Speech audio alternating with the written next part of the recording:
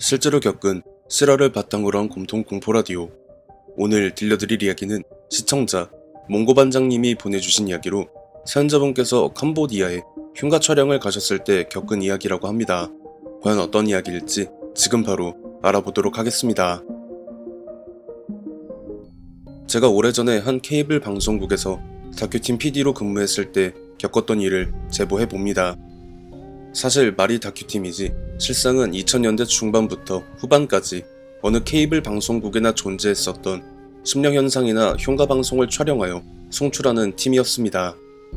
이미 국내에 내로라 하는 흉가들은 전부 송출이 된 상태에서 저조한 시청률을 기록하다 보니 점점 국장님께 불려가는 일이 잦아지던 무렵 저와 비슷한 시기에 팀에 들어왔던 작가님이 대책회의를 하던 도중 국내가 아닌 해외의 심령 스폿을 촬영하는 것이 어떻겠냐는 이야기를 넌지시 꺼내들자 팀원 모두가 괜찮은 아이디어라며 맞장구를 쳤습니다만 저만큼은 그 의견에 동조를 할 수가 없었으니 국내 촬영을 할 때에도 얼마 안 되는 지원금 때문에 교통 문제 및 식사 문제로 여러 애로사항이 많은데 해외 촬영을 간다고 하면 국장님이 뭐라고 하실지 너무 뻔하지 않겠냐고 무작정 지르지 말고 생각이란 걸 몇 번 더 해보고 필터링을 거쳐서 꺼내는 게 맞지 않겠냐며 면전에 대고 말 그대로 개쪽을 줘버리고 말았습니다. 그리고 바로 국장실로 올라가서 대책회의에서 나온 안건을 정리한 문서를 보여드리면서 평상시 촬영할 때 주시는 지원금에서 조금만 더 올려달라고 왕복 항공료는 개개인이 알아서 어떻게든 해보겠으니 현지에 가서 사용할 교통비용과 숙소만 해결해 주시길 부탁한다고 말씀을 드리니까 국장님이 문서를 몇 번 더 검토해 보시고는 오케이 사인을 내려주셨죠. 부서 인원 전체가 이동할 여유가 없었기에 저를 포함한 일부 인원만 촬영에 나서기로 했고 저희는 캄보디아의 프놈펜 국제공항에 내려서 미리 연락을 해둔 현지인 가이드와 함께 촬영 기간 동안 몸을 의탁할 숙소로 이동하여 촬영 계획을 전반에 걸쳐 수립한 뒤 바로 다음날 영화 알포인트의 촬영지로 향했으나 당시 캄보디아 정부에서 무슨 이유에서인지 그 장소를 정부기관 관계자를 제외한 그 어떤 민간인의 출입도 불허한다는 현지 공무원의 제지에 저희 팀의 인원들은 그야말로 망연자실한 상태로 다시 숙소로 돌아올 수밖에 없었습니다. 캄보디아로 출발하기 전까지만 하더라도 그런 소식을 전혀 접하지 못했었고 국내의 포털들을 검색했을 때도 방문을 했었다는 후기들을 많이 찾아볼 수 있었기 때문에 이런 상황에 대한 아무런 대처 방안을 마련하지 못했던 상황이었던 터라 괜히 시간과 돈만 날리고 아무것도 얻지 못한 채 다시 귀국을 해야 한다는 생각과 부서의 폐지라는 예견된 결말을 겸허히 받아들이려고 했는데요. 당시 저희의 가이드를 맡았던 현지 가이드분이 저희의 대화를 듣다가 뭔가 생각이 났다는 듯 이야기를 꺼내셨습니다.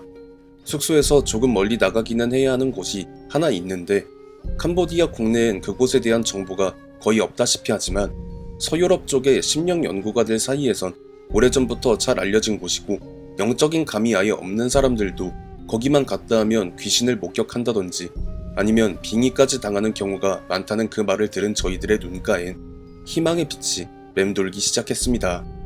그 당시 시각이 현지 시각으로 저녁 10시경이었어서 당장 그곳까지 갈 교통수단을 마련할 방도가 없었기 때문에 다음날 촬영을 할 수밖에 없었으나 가이드분이 웃돈을 조금 얹어주면 왕복으로 갔다 올 기사들이 넘쳐나니까 그런 건 걱정할 필요가 없다고 하면서 숙소 프론트로 내려가 주인장과 몇 분 정도 이야기를 나누더니 차편이 곧 도착을 할 테니까 촬영 준비들을 하시라는 말을 하더라고요. 그렇게 저희는 부랴부랴 촬영 장비들과 가이드분이 말씀해주신 그 폐사원의 약도를 얼추 그려놓은 지도를 챙겨서 프론트로 내려간 뒤 때마침 도착한 현지인 기사님의 차량을 타고 출발했죠. 가는 길에 차 안에서 가이드분이 자세한 설명을 덧붙이셨는데요. 한참 프랑스가 인도차이나를 식민지화할 무렵 프랑스 본국의 국교나 다름없었던 천주교를 제외한 그 어떤 종교도 불허한다는 정책을 추진시키면서 인도차이나의 각 부성국들의 전통 종교를 탄압하기 시작하자 캄보디아 지역의 불교 승려들이 대대적으로 들고 일어나 이를 규탄하며 정면으로 맞섰고 프랑스 당국은 이런 저항에 대해 무자비한 살육으로 보답하면서 그 사원에서 종사하던 승려분들과 일용직 근로자들을 한날 한시에 모두 총살을 한 뒤 완전히 폐쇄됐었다는 것이었습니다.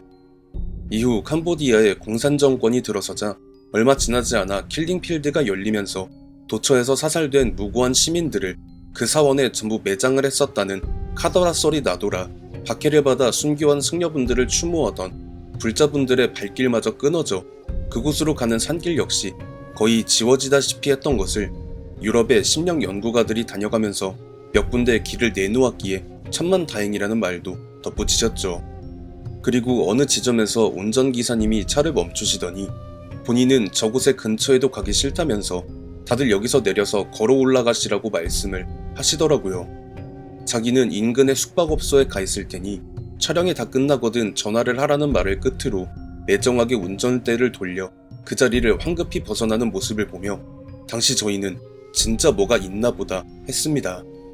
그 사원이 있는 위치가 그렇게 높지가 않았는데도 늦은 새벽 시간대라 그런지 촬영 장비의 불빛에 의존해 올라가 도착을 해서 시계를 보니 새벽 2시를 넘겼더라고요.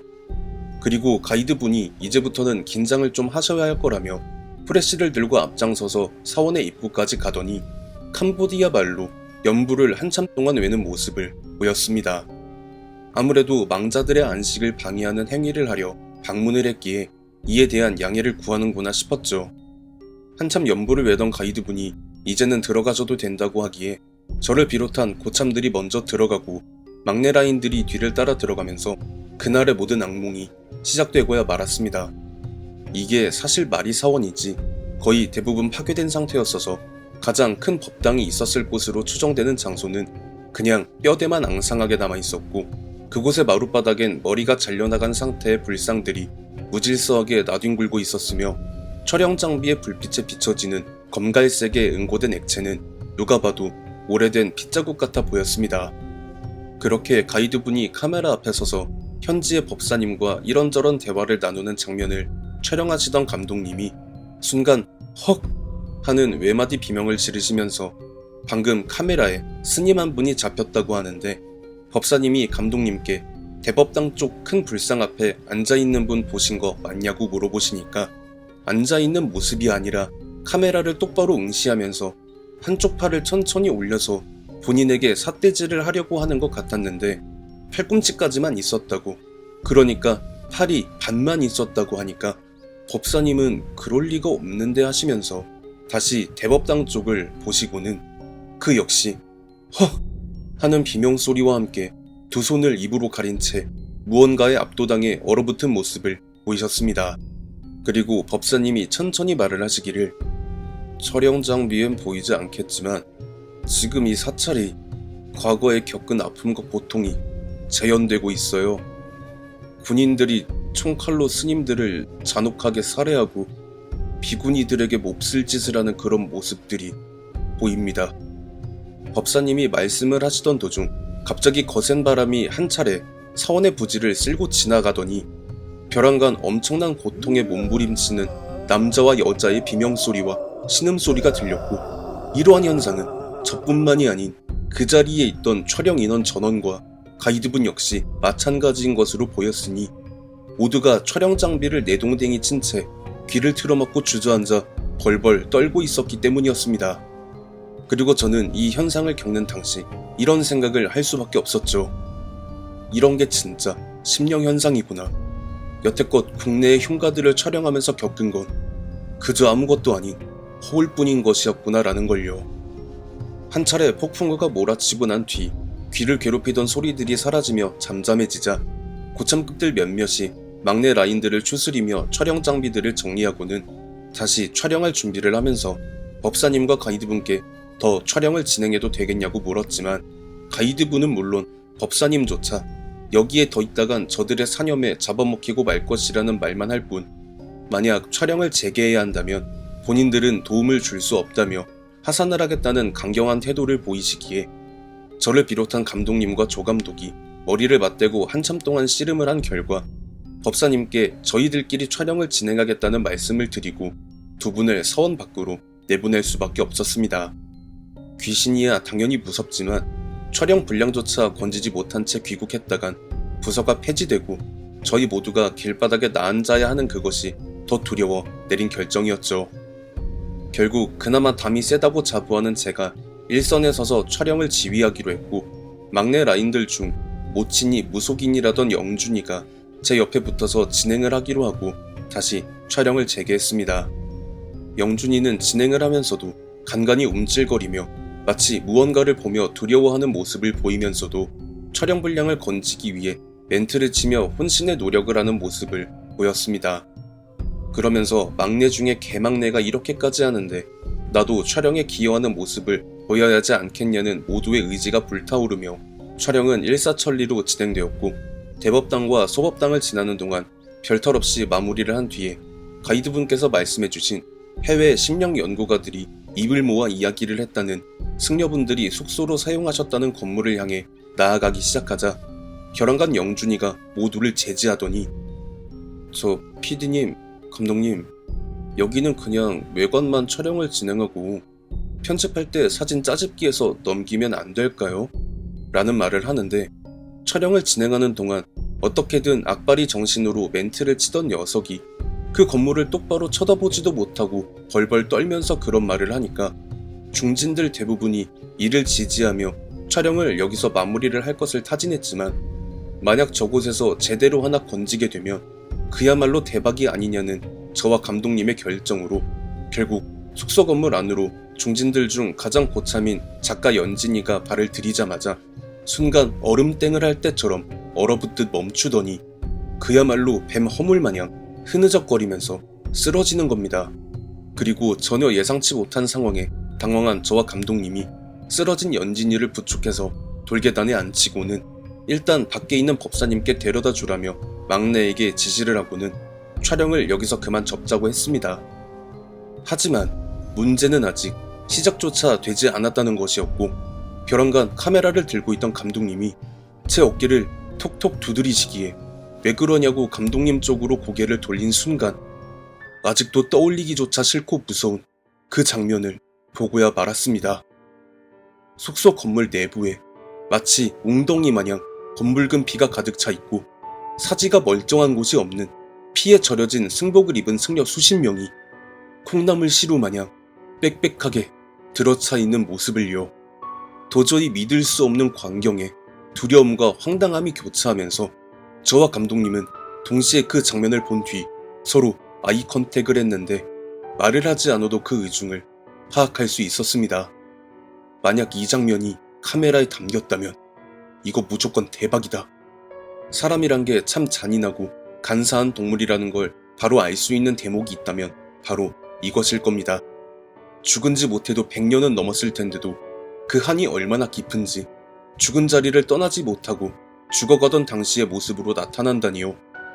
여기서 바로 도망가도 해코지를 당하지 않을 확률이 극히 적을 텐데도 그저 촬영만 됐다면 그야말로 대박이라는 생각을 하면서 촬영 인원들의 안위 따위는 개나 줘버린 한심한 부서장들이 바로 우리들이었으니까요. 최초로 그 승려 연가들을 목격했을 때는 방향마저 제 각각인 상태로 그냥 이러지도 저러지도 못한 채 낑긴 모습이었지만 저와 감독님이 자신들을 보며 속세에 찌든 불경한 생각을 하고 있음을 눈치를 챘는지 흡사 톱니바퀴가 맞물려 돌아가는 기괴한 모습을 보이며 그 방향이 저와 감독님을 향하기 시작했고 그제서야 무언가 잘못되었음을 느낀 저희는 촬영 장비들을 그대로 둔 채 얼떨떨해하고 있는 팀원들에게 다들 못들해. 뒤지기 싫으면 빨리 나가!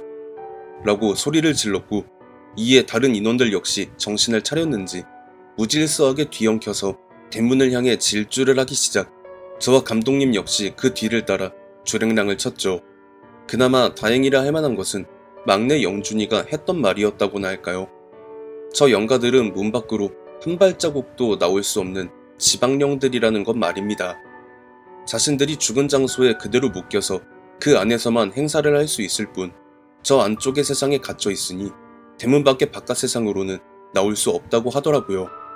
하지만 다른 문제가 하나 더 있었습니다. 숙소 건물에 발을 들이자마자 혼절했던 작가 연진이가 눈을 헷가닥 뒤집은 상태로 계속 혼자 중얼중얼거리는데 이상하다. 분명 어디서 들은 소리랑 비슷한데? 했더니 그게 글쎄 말이에요. 사원으로 들어가기 전에 가이드분께서 외셨던 연불소리였던 거예요. 가이드분은 캄보디아 현지에서 꽤 오랫동안 거주를 하셨기에 캄보디아어에 능통하셨지만 작가 연진이는 한국말 말고는 따로 할 수 있는 외국어가 아예 없는 사람이었는데 대관절 무슨 수로 캄보디아 말로 연부를 외고 있을 수 있단 말입니까? 그냥 빙의가 된 것이었죠. 그래서 그랬는지 가이드분이 일어나지 못하게 어깨를 눌러가며 꿇어앉히고 있었고 법사님은 그런 막내 작가의 머리를 짚으며 퇴마의식을 하고 있었던 겁니다.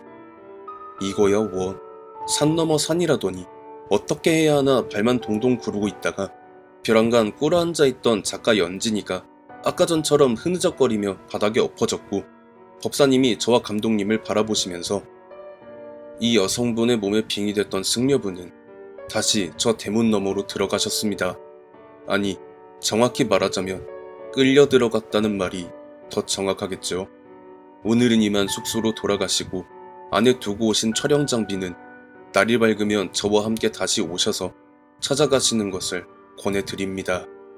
저와 감독님은 법사님의 말씀에 수긍을 했고 가이드분이 미리 운전기사님께 연락을 해두셨는지 이미 산 밑에서 대기를 하고 계신다는 말에 작가 연진이를 부축한 뒤 하나 남은 후레쉬 불빛에 의존해 산을 내려와 숙소로 돌아갈 수밖에 없었습니다. 그리고 다음날 오전 11시경 촬영 장비를 되찾아가기 위해 그 사찰에 재방문했을 때 저와 감독님은 다시 한번 믿을 수 없는 광경에 할 말을 잃고 말았죠. 저희가 가져온 촬영 장비들이 사라져 있었으니까요. 그대로 다시 숙소로 돌아가서 현지 경찰에 신고를 하려 했지만 가이드분의 말씀에 따르면 캄보디아 경찰의 수사 속도는 한국 경찰의 수사 속도에 비하면 현저히 느리기 때문에 일단 신고만 하고 귀국하시면 중간중간 수사 과정에 대한 소식을 전해주겠으니 본인만 믿으라는 그 말에 고맙다고 말씀드리고 황급히 귀국을 할 수밖에 없었습니다. 더 이상 현지에 머물 경비가 없었기 때문이었죠. 저희는 귀국을 한 뒤 국장님께 이 사실을 보고드리자마자 세상 다시 듣기 힘든 욕이란 욕은 다 들었고 국장님이 주신 반년의 유예기간 동안 그 가이드분만 믿고 기다렸습니다.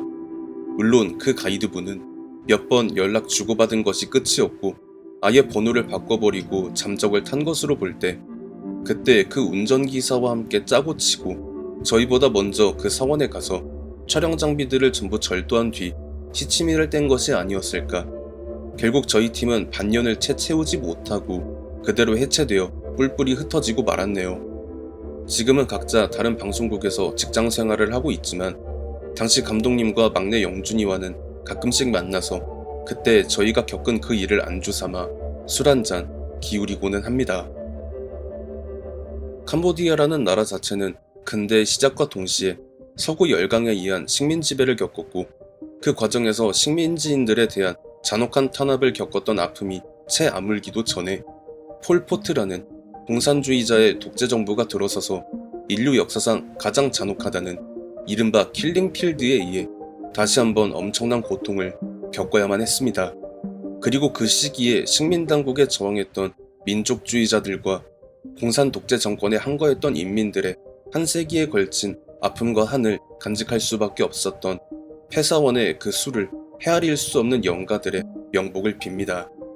시청해주신 모든 분들 감사드리며 구독, 좋아요, 알림 설정 부탁드립니다.